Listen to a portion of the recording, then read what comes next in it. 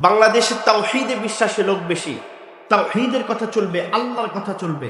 হ্যাঁ, এই দেশের মধ্যে হিন্দু থাকবে, খ্রিস্টান থাকবে, বৌদ্ধ থাকবে, আমাদের কোনো সমস্যা নাই, তারা থাকবে, তাদের নিরাপত্তা আমরা দেব। কিন্তু যদি এই দেশের মধ্যে হিন্দুত্ববাদকে কায়েম করতে চায়, খ্রিস্টবাদকে কেউ কায়েম করতে চায়, বৌদ্ধবাদকে কায়েম করতে চায়, তাহলে বাংলার দামাল ছেলেরা এটা সহ্য করবে না। কথা বলেন ঠিক কিনা?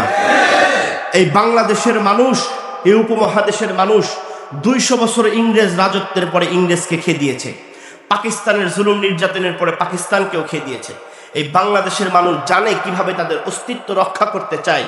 তাই ইসকন নাম দিয়ে আপনি যদি কোনো হিন্দুত্ববাদ আর জঙ্গি সংগঠন কায়েম করতে চান, বাংলাদেশ থেকে চট্টগ্রামকে আলাদা করার স্বপ্ন দেখেন, আর বাংলাদেশের মধ্যে হিন্দুত্ববাদ কায়েম করতে চান, তাওহীদবাদকে বিলুপ্ত করে দিতে চান, উলামায়ে কেরামকে মাটির সাথে মিশিয়ে দিতে চান,